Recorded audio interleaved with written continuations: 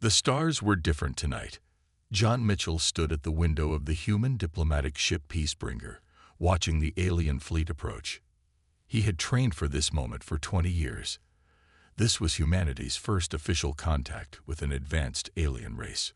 The Zorvanian Empire was old and powerful.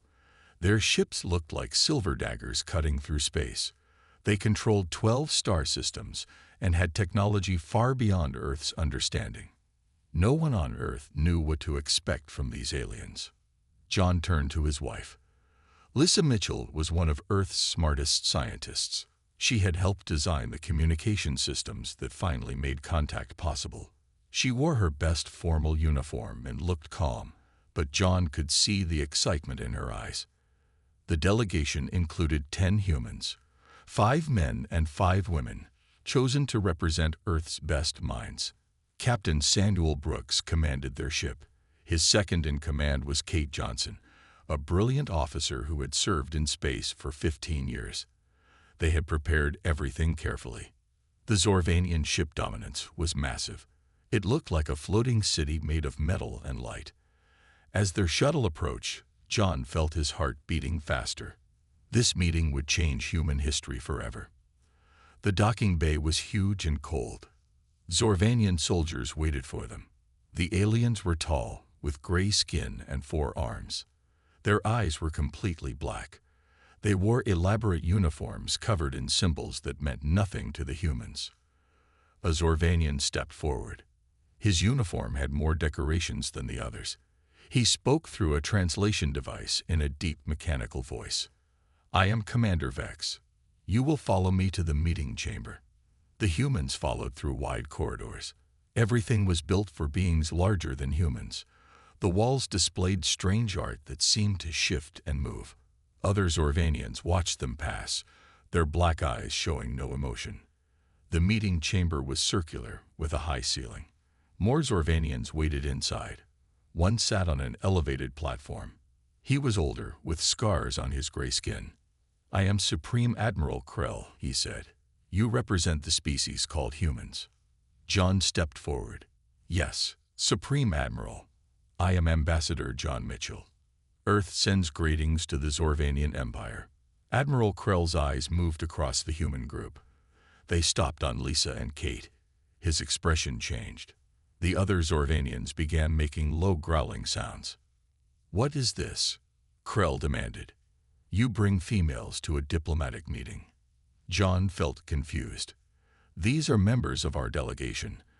Dr. Lisa Mitchell is our chief scientist. Commander Kate Johnson is our military advisor." The growling grew louder. Krell stood up, all 4 arms moving in what looked like anger. "Remove the females immediately," he ordered. "This is an insult to our empire. Females do not participate in matters of importance." Lisa spoke up. "Supreme Admiral, I think there's been a misunderstanding. On Earth, men and women work together as equals." The chamber went silent. Every Zorvanian stared at her. The silence felt dangerous. "A female speaks without permission." Krell's voice was cold. "You will remove them now, or this meeting ends." Captain Brooks stepped forward. "With respect, Admiral, our crew includes both men and women. We can't comply with that request." Krell turned to him. "You have a female as second in command." "Yes. Commander Johnson is excellent at her job." The Zorvanians began talking among themselves in their own language. The translator couldn't keep up with all the voices. John had a bad feeling about where this was going. Finally, Krell raised one arm for silence. "Humans, you have 48 hours. Remove all females from positions of authority in your fleet. If you refuse, you will face the consequences of defying Zorvanian law."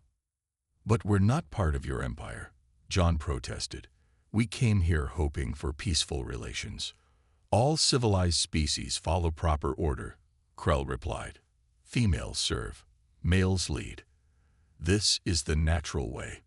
You will comply, or you will be taught proper civilization." The meeting ended there. The humans were escorted back to their shuttle in tense silence. As they flew back to the Peacebringer, John looked at Lisa. Neither of them spoke. but they both understood. First contact had just gone terribly wrong. Captain Maria Rodriguez watched the empty space ahead of her colony ship. The New Horizon carried 5,000 people to their new home in Alpha Centauri. They had been traveling for 6 months without any problems. She loved the quiet moments on the bridge, thinking about the future they would build together. Her crew was the best Earth could offer. Chief Engineer Susan Mills kept the engines running perfectly. Navigation Officer Lucy Park had plotted their course with 0 errors. They were a team of professionals, men and women working side by side. The alarm changed everything. Red lights flashed across the bridge. "Captain, unknown ships approaching," reported David Yang from sensors. "They're not human." Maria studied the display. 3 large vessels had appeared from nowhere. They were closing fast. "All stop," she ordered. "Open communications on all frequencies." The alien ships were Zorvanian. The news of first contact had reached them weeks ago, but that meeting had happened far from here. Maria felt nervous but stayed calm. Her crew needed to see confidence. "This is Captain Maria Rodriguez of the human colony ship New Horizon. We are on a peaceful mission to Alpha Centauri. Please identify yourselves." The response came quickly. A harsh voice filled the bridge. "Human vessel, this is Zorvanian Battle Commander Torv. You will prepare to be boarded for inspection." Maria exchanged glances with her first officer, Robert Clark. This wasn't normal, but they were alone in deep space, far from help. "Commander Torv, we're happy to cooperate. What's the purpose of this inspection?" "Silence. We do not answer to females. Have your male commander speak." The bridge went quiet. Maria kept her voice steady. "I am the commander of this vessel. What do you need?" The Zorvanian response was angry. "Impossible. Females cannot command ships. You lie, or your species is even more primitive than reported. We board now." Before Maria could respond, the Zorvanian ships fired. Blue energy beams hit the New Horizon. The lights flickered. Artificial gravity failed for a moment. "Shields down to 60%, reported Mills. "They're using some kind of disruption beam." "Captain, they're attaching boarding tubes," Yang called out. Maria hit the ship-wide communication. "All hands, we're being boarded. Non-essential personnel to secure areas. Security teams to boarding points." The Zorvanians came through the hull like a storm. They were huge, gray-skinned warriors with 4 arms carrying strange weapons. The human security teams were overwhelmed quickly. Within minutes, Zorvanians filled the bridge. Their leader, wearing decorated armor, approached Maria. "I am Commander Torv. Where is your true commander?" "I am the commander," Maria said firmly. Torv's black eyes narrowed. He turned to his soldiers and spoke in their language. They grabbed Maria and her female officers roughly.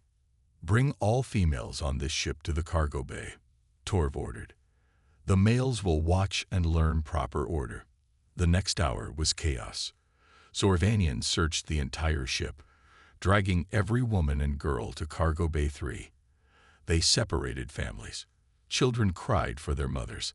Husbands tried to protect their wives and were beaten down.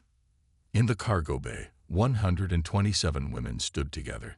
Maria stood at the front with her female officers. The male crew members were forced to stand on the other side, held at weapon point. Commander Torv connected a communication device. "This broadcast goes to all human space. Watch and understand Zorvanian law." He drew a weapon from his belt. It hummed with energy. "In the Zorvanian Empire, females who claim authority face one punishment." He fired. Maria Rodriguez fell to the deck dead. The male crew members shouted in rage and horror. Robert Clark tried to rush forward, but was shot down by guards. One by one, Torv executed every female officer. Susan Mills, Lucy Park, Dr. Jennifer Walsh. Each name, each face, each life ended with a flash of energy. "Stop this madness," screamed a colonist. "They're innocent people." Torv continued without pause. "Every woman in uniform, every female crew member. The cargo bay floor turned red with blood. When it ended, 127 women lay dead. Torv turned to the cameras still broadcasting. This is Zorvanian justice. Humans will learn proper civilization, or face extinction. The Zorvanians left as suddenly as they had come. Their ships vanished into the darkness, leaving the new horizon drifting in space. The surviving crew could only stare at the bodies of their friends, their colleagues, their loved ones. In the silence that followed, the broadcast continued. The message spread across human space at the speed of light, carrying images no one would ever forget.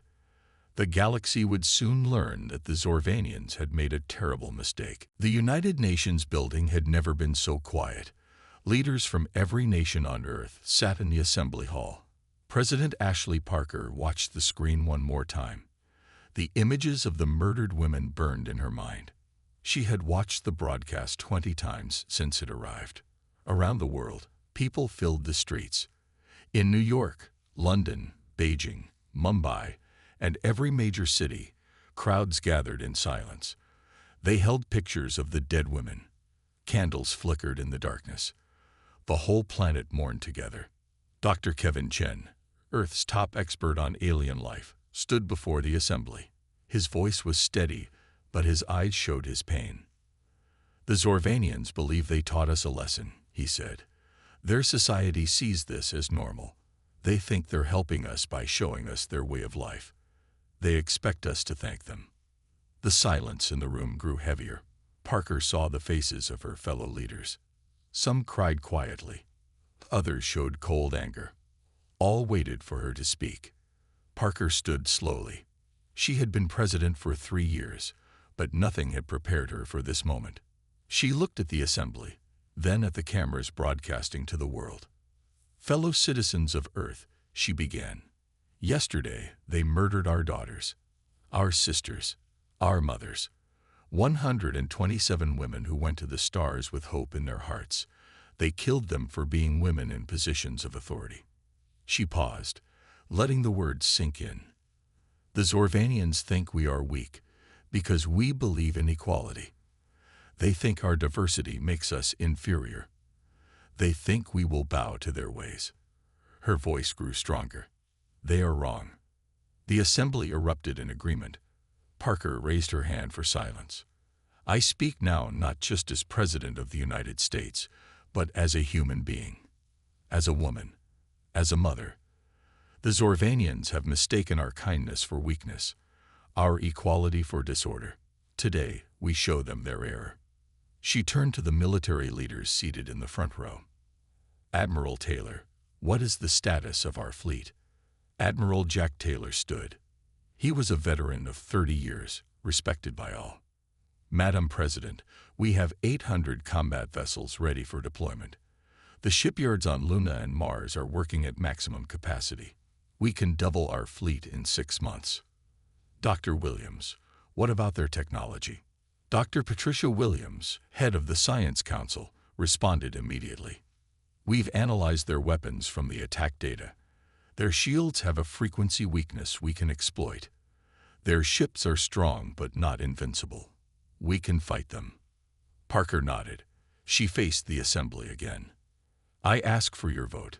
Do we accept Zorvanian rule over humanity?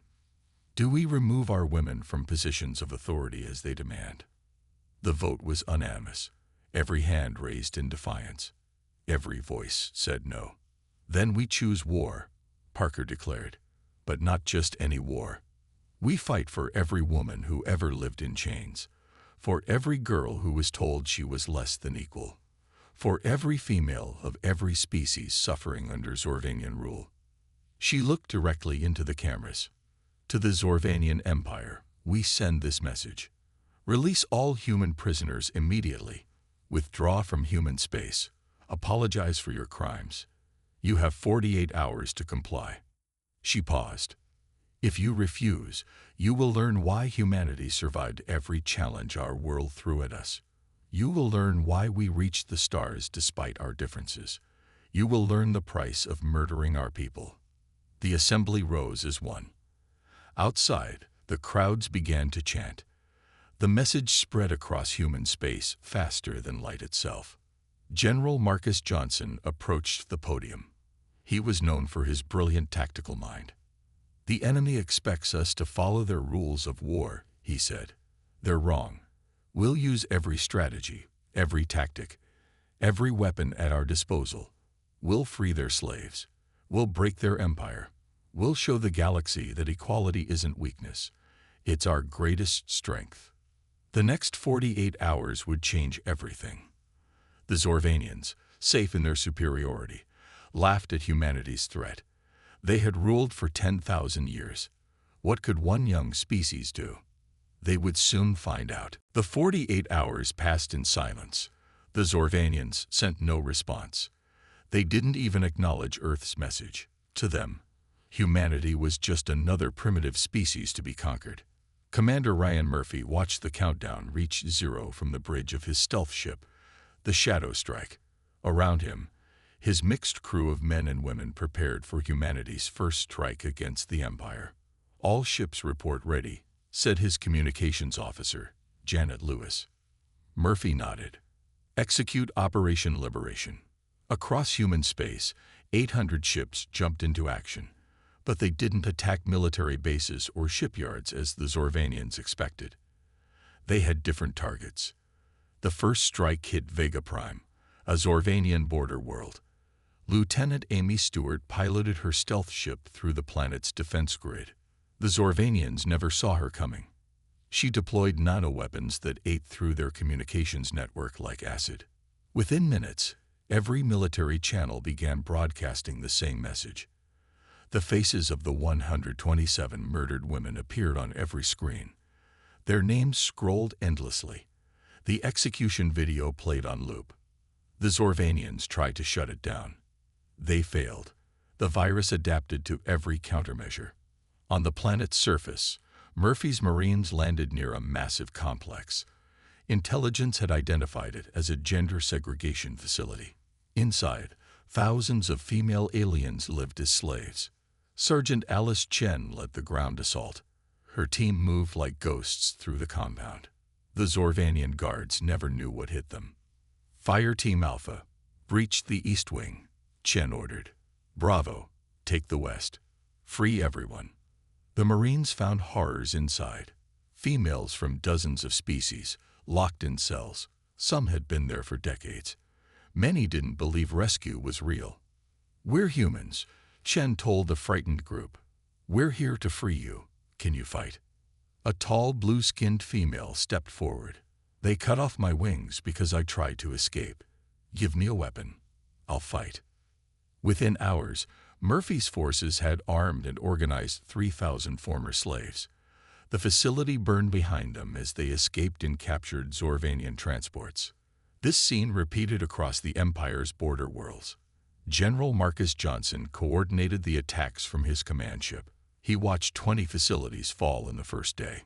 The Zorvanians finally responded. Admiral Vec led a fleet of 200 ships to crush what they called a minor rebellion. They found Captain Diana Miller waiting for them. Miller commanded the battlecruiser Retribution and a fleet of 50 ships. The Zorvanians outnumbered her 4-1. They expected an easy victory. "Admiral, the human fleet is commanded by a female," reported Vec's tactical officer. Vec laughed. "This will be even easier than expected. All ships, attack formation." Miller had studied every Zorvanian space battle. She knew their tactics. More importantly, she knew their weakness. They couldn't imagine a woman thinking strategically. "Execute Scatter Pattern 7, she ordered calmly. Her ships spread out in a formation the Zorvanians had never seen. They moved like a school of fish, constantly shifting, never where expected. The Zorvanian fleet fired. They hit empty space. Miller's ships were already moving. "Return fire. Target their command ships first." Human weapons, modified with Dr. Patricia Williams' frequency modifications, cut through Zorvanian shields like paper. 3 Empire battleships exploded in the first volley. Vec watched in shock as his fleet crumbled. The humans fought like nothing in Zorvanian military doctrine. They used tactics that seemed random but worked perfectly. His disciplined formations fell apart. Retreat, Vec finally ordered, but only half his ships escaped. The mighty Zorvanian fleet ran from a force 1/4 its size. The news spread through the Empire like wildfire. Border worlds erupted in rebellion. Female slaves who had suffered for generations saw hope for the first time. On Earth, President Parker watched the reports. The war had begun better than anyone dared hope, but she knew this was just the start. "They'll come at us with everything now," Admiral Taylor warned. Parker nodded. "Let them come. They'll learn what happens when you murder innocent women. They'll learn why humanity survived every challenge.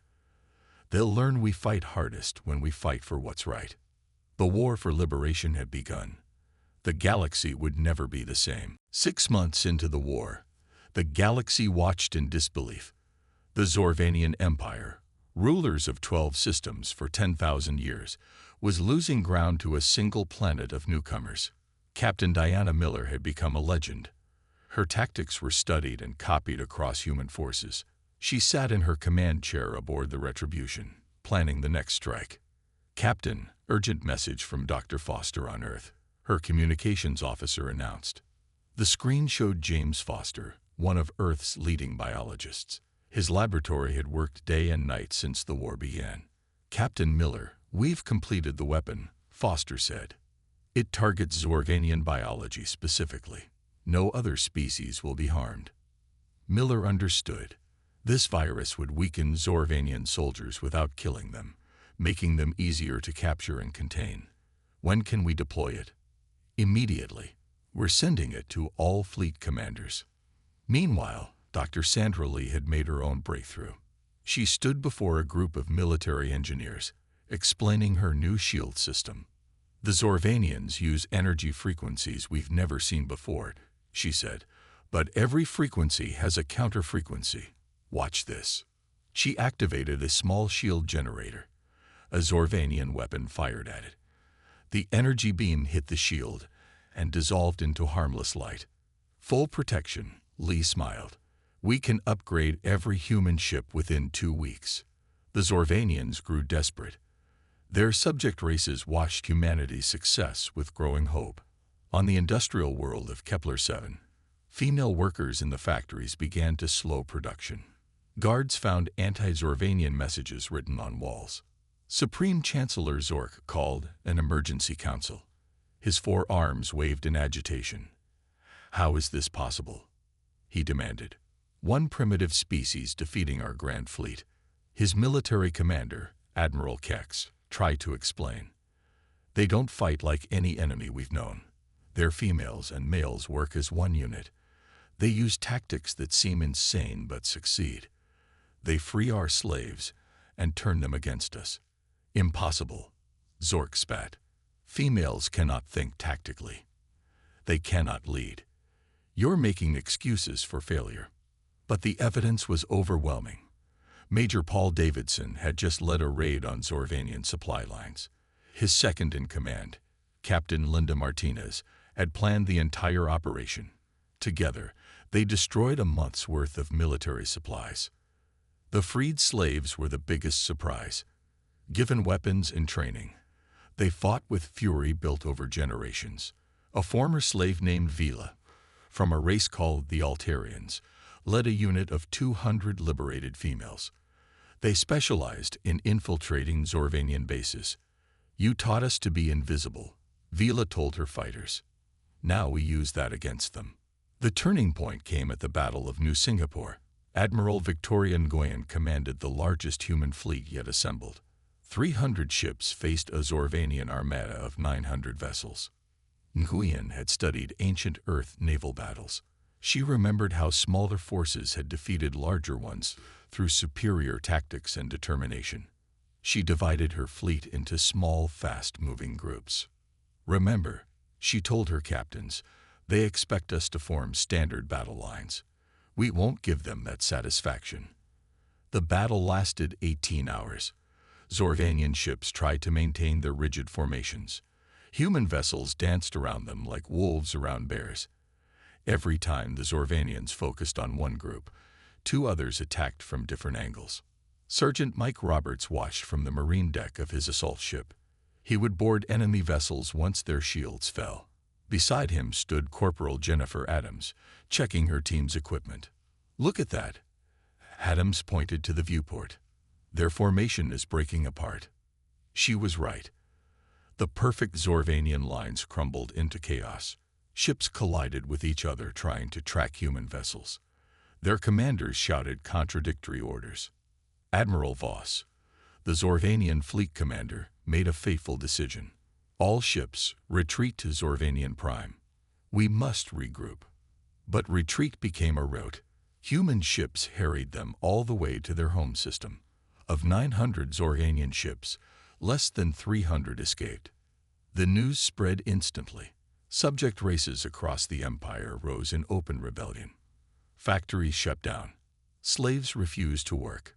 Local governors found themselves besieged by their own populations. Colonel Elizabeth Turner intercepted Zorvanian military communications. She brought the reports to General Johnson. "Sir, they're pulling forces from all sectors to defend their home system. The outer worlds are essentially undefended." Johnson smiled grimly. "Then it's time for Phase 2. We liberate every world, free every slave, and show the galaxy that oppression always falls to freedom." The war had turned. The hunters had become the hunted. The loss at New Singapore drove the Zorvanians to madness. Supreme Chancellor Zork stood before his war council, his gray skin darker with rage. His forearms slammed on the table. "Enough of this humiliation," he roared. "Deploy the planet killers." The council fell silent. These weapons hadn't been used in 5,000 years. Each one could crack a world in half, turning entire planets into asteroid fields. Admiral Kex spoke carefully. "Chancellor, the Galactic Treaties." "Treaties made with equals." Zork cut him off. "These humans are primitives. Vermin. We will erase them from existence." 3 massive ships left Zorvanian Prime. Each carried a doomsday weapon. Their target was Earth itself. If humanity's homeworld died, the rebellion would die with it. Admiral Victoria Nguyen got the warning from a freed slave working in Zorvanian communications. The message was short but terrifying. "Planet killers coming. 3 days." Nguyen assembled her fleet near the binary stars of Kepler 442. If the Zorvanians wanted to reach Earth, they had to pass through this system. She had 150 ships against the 3 doomsday vessels and their escort fleet of 200 warships. "We stopped them here," she told her captains. "If those weapons reach Earth, billions die. Failure is not an option." The Zorvanian fleet appeared on schedule. The 3 planet killers were monstrous, each one the size of a small moon. Energy crackled around them like lightning. Commander Torx led the escort fleet. He sneered at the human ships blocking their path. "Pathetic," he said. "Destroy them quickly. Earth burns tonight." The battle began with terrible fury. Human ships swarmed the escorts, but the planet killers' shields seemed impenetrable. Weapons that could crack battleships barely scratched their hulls. Captain Sarah Kim commanded the destroyer Defiant. She watched 2 sister ships explode trying to breach the shields. "There has to be a way," she muttered. Then she noticed something. The shields fluctuate when they charge their main weapons. "There's a window." She transmitted her discovery to Nguyen.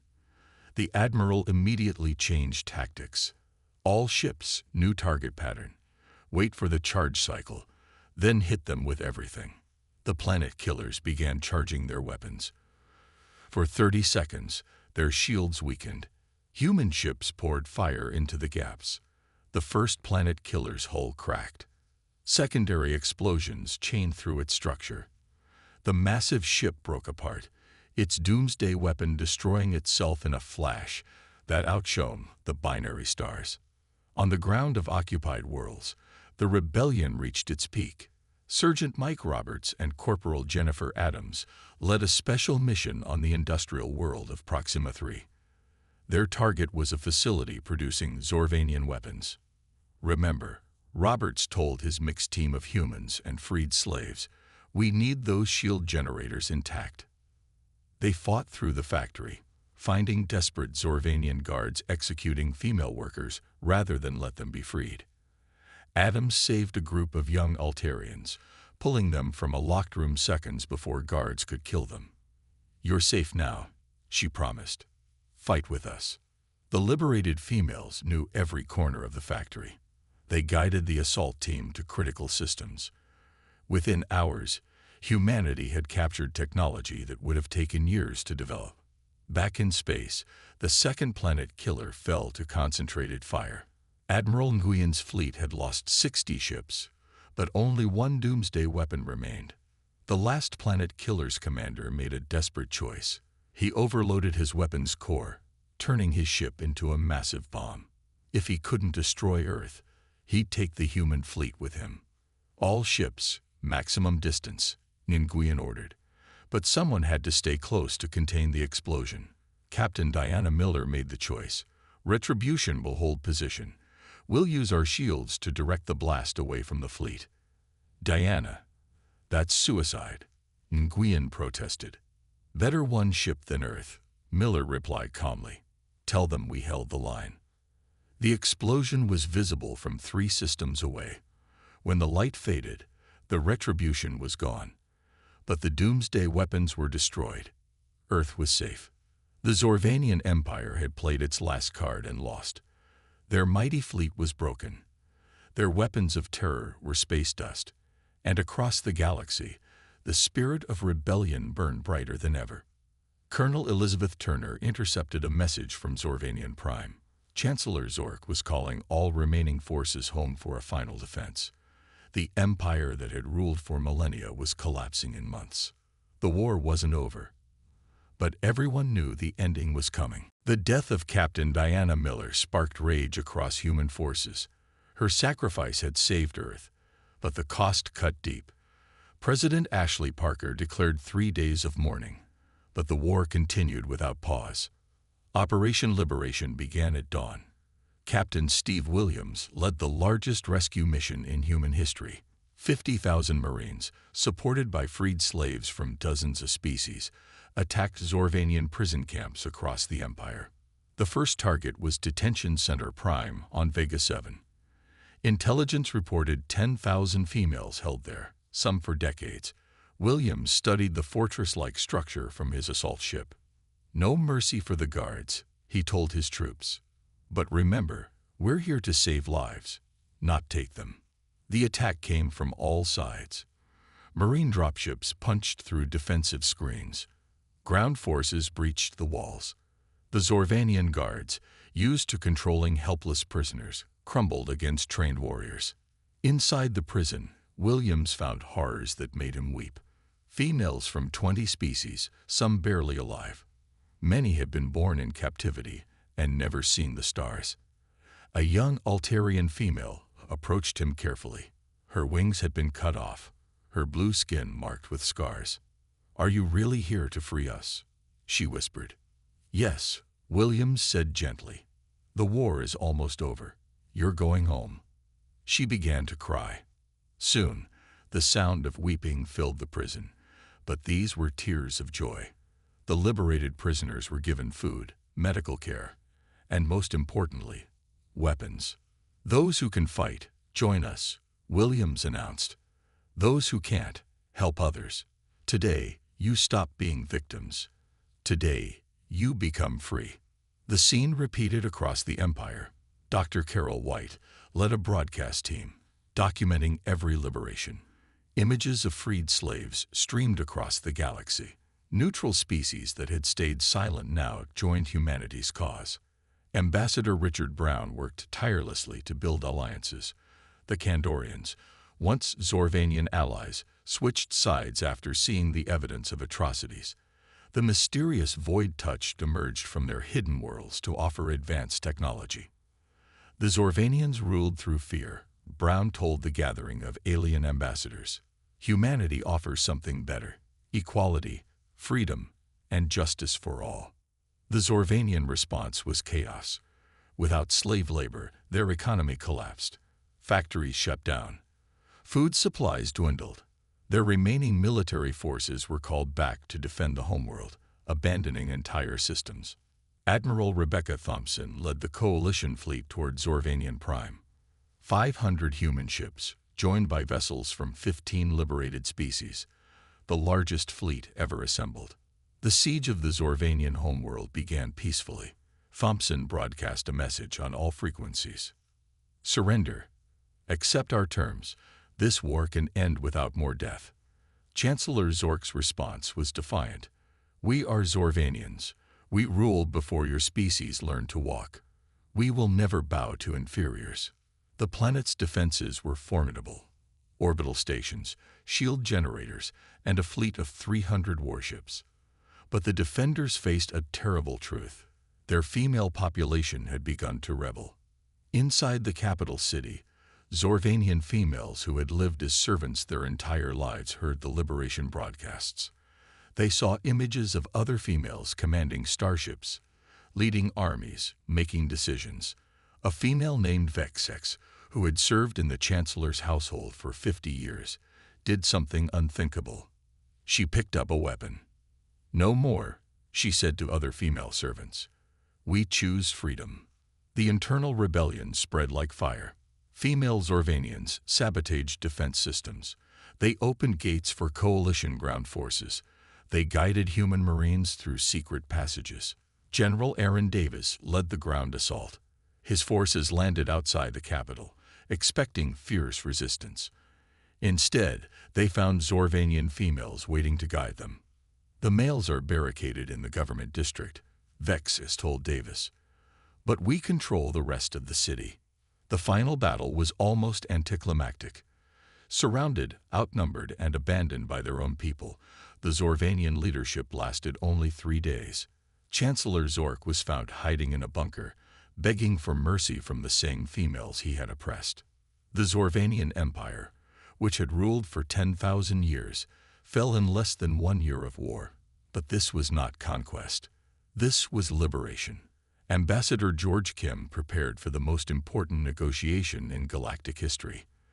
The terms of surrender would reshape the galaxy forever. The Great Hall on Zorvanian Prime had never seen such a gathering.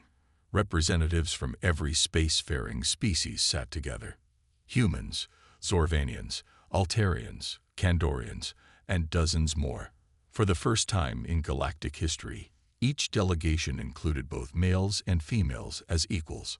Chancellor Zork stood in chains before the assembly. His gray skin had lost its color. His 4 arms hung limp at his sides. The mighty ruler who had commanded billions now awaited judgment. Dr. Helen Martinez, Earth's chief negotiator, read the terms of surrender. Her voice carried across the hall with quiet authority. The Zorvanian Empire is dissolved. All systems will choose their own governments. All beings, regardless of gender, are declared equal under galactic law. Slavery in any form is forever banned. She paused, looking at Zork. Those who committed crimes against sentient beings will face trial. But this is not about revenge. It's about justice and prevention. Never again will one gender oppress another. General Aaron Davis oversaw the occupation forces. Zorvanian males who accepted the new order were treated fairly. Those who resisted faced detention, but not death. Human medical teams worked alongside Altarian healers to help all victims of the old regime. The trials began 1 month later. Zork and his commanders faced testimonies from thousands of victims. Vex, the Zorvanian female who had led the internal rebellion, spoke for her people. We do not ask for the males to suffer as we suffered, she said. We ask only for the freedom to choose our own paths. Many of us still love our males. We want to build a new society together. Her words surprised everyone. The Zorvanian females showed remarkable mercy toward their former oppressors. They established rehabilitation programs instead of prisons, education instead of punishment. Captain Julia Brown commanded the first mixed-species exploration ship, the Unity. Her crew included beings from 20 worlds, all working as equals. They discovered that cooperation between genders and species led to innovations neither could achieve alone. The memorial for the murdered human women was built on Luna, Earth's moon. Their names were carved in stone that would last millions of years. But the memorial also honored all victims of oppression throughout the galaxy. President Ashley Parker spoke at the dedication ceremony. Leaders from every world attended. They died because they were women in authority, Parker said. Their deaths sparked a war that freed billions. They gave their lives so others could live free. We honor them by ensuring equality endures. The Galactic Council elected its first leader under the new charter. Velcra, the Altarian female who had fought beside humans, won by unanimous vote. Her wings had regrown with human medical assistance. She stood tall before the assembly. The humans taught us something profound, Velcra said. Strength comes not from domination, but from unity. Not from sameness, but from diversity. Together, we are more than the sum of our parts. Education centers opened across the galaxy. Former prison camps became schools where all genders learned together. Science advanced rapidly as female minds, long suppressed, contributed their insights. Ambassador George Kim watched a group of young beings playing in a park on New Geneva, the Council's headquarters world. Zorvanian, human, Altarian children ran together, boys and girls as friends and equals. This is what we fought for, he told Dr. Martinez. Not destruction, but transformation. Not conquest, but liberation. 5 years after the war ended, humanity was no longer seen as newcomers to the galactic stage. They were respected as liberators, teachers, and bridge builders. Their belief in equality had reshaped civilization itself. Captain Sarah Kim, promoted to admiral, led a ceremony at the site where Diana Miller had sacrificed herself. Officers from all species attended. She died believing in a better future, Kim said. Look around. That future is here. Males and females, all species, working as one. This is her true monument. The galaxy had learned humanity's greatest lesson, that every sapient being deserves dignity, respect, and freedom. The executions meant to break humanity's spirit had instead ignited a revolution that would echo through the stars forever. On the memorial wall, below the names of the 127 women, new words were added. They died so that all might be free. Their sacrifice ignited the stars with liberty's flame. In their memory, we pledge. Never again shall any being be judged by gender, but only by character. The stars themselves seemed to shine brighter on a galaxy finally free.